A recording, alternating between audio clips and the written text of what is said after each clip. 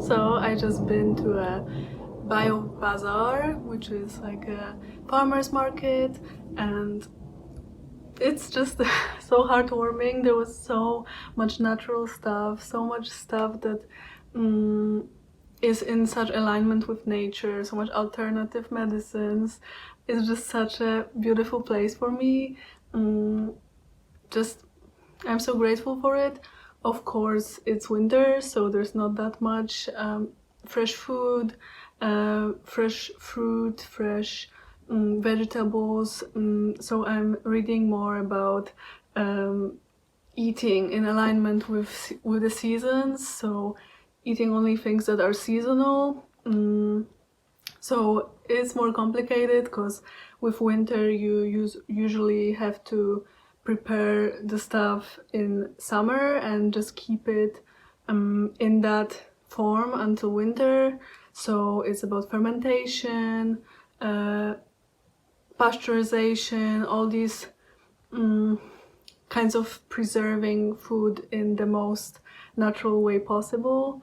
But it's very interesting, and sometimes I just wish I lived somewhere where there's always access to these foods freshly, but we have what we have, and I want to work with nature and work with what it offers. So if there's a way to make food last longer, even if it's in a different form, I'm completely fine with that. So I'm gonna make some sauerkraut soon. And yeah, I just love making stuff myself. And if you try it once, then you can taste the difference for such a long time, and the difference is so huge. Literally, when I first ate grass-fed meat, like literally ecological food that is not bombarded with chemicals, with hormones, it's such a difference. It tastes so different, guys. Like, of course there's some risks about it, and if it's not done properly you may be put in danger through it, but I think it's all about information, about asking the farmers where they get their food, how they make it, what they feed their animals. So yeah, honestly, I'm getting more comfortable with it, with just asking and even being annoying about it, because at the end it's what we put into our bodies and it's what we build on. So I definitely want to make sure that it's healthy, that it's not gonna cause any inflammation in me or cancer or things like that. And obviously there's a lot of mixed information, so sometimes you just have to trust your gut, what's good for you. Like there's a huge debate if beef is cancerogenic or if pork is cancerogenic, and I don't have a fixed opinion on this. And I'm not a doctor or anyone with medical education, but I also think that you kinda have to trust your gut, and just if you have access to grass-fed beef or pork that has been ecologically kept and maybe fed more natural stuff and not injected with tons of hormones, then that's a better choice. I think we can all agree on this, and I'm on a quest of searching those sources of good, nutritious food. There's also been so many teas, so many ashwagandha or chaga or all those alternative things that I want to try. Of course, it's kind of pricey, but I think like once a month it's cool to go and treat yourself with some healthy alternatives. And I am so blessed to be able to experience this and to be able to afford it. I know not everyone has this possibility, and I send love to all of you and abundance, and I wish you so much abundance and so much money. May money flow your direction so you can live a healthy, happy life. This was a month of experimenting and finding my path in navigating this reality and incoming challenges. Experimenting with diet, cooking, baking, taking up new projects. I started my search for a perfect diet for me at this time. I tried a low-fat diet focusing on protein. I actually made a few dishes with it and a few pastries, but I noticed I kept having cravings that were difficult to fight off. A doctor recommended a low-carb diet to me as a way to deal with them, so I decided to go on a ketogenic diet.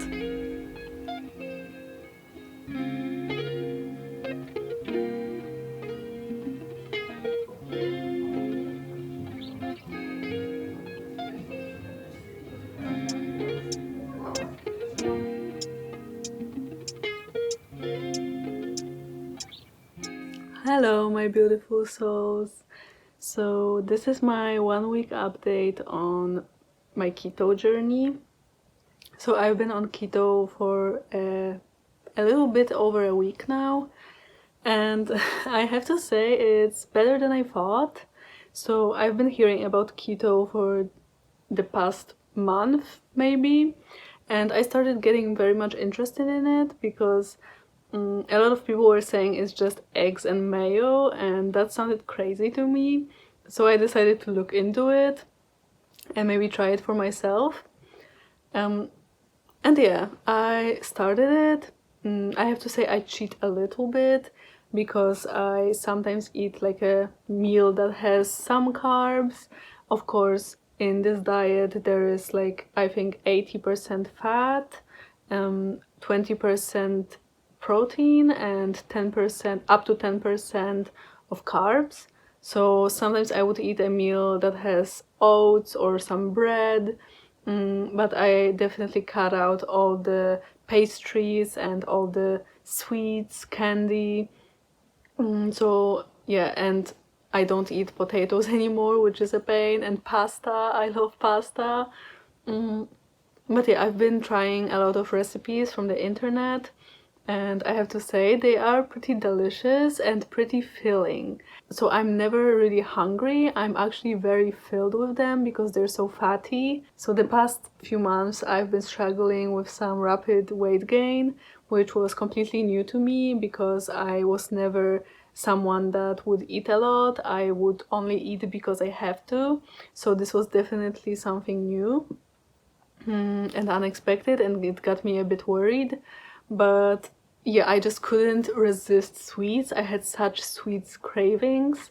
It was crazy. Like from one day to another, I couldn't stop eating like cakes, apple cakes. My grandma makes delicious things, so it was just unbearable, and she would always propose them to me, and I would have like have I didn't have the strength to resist it.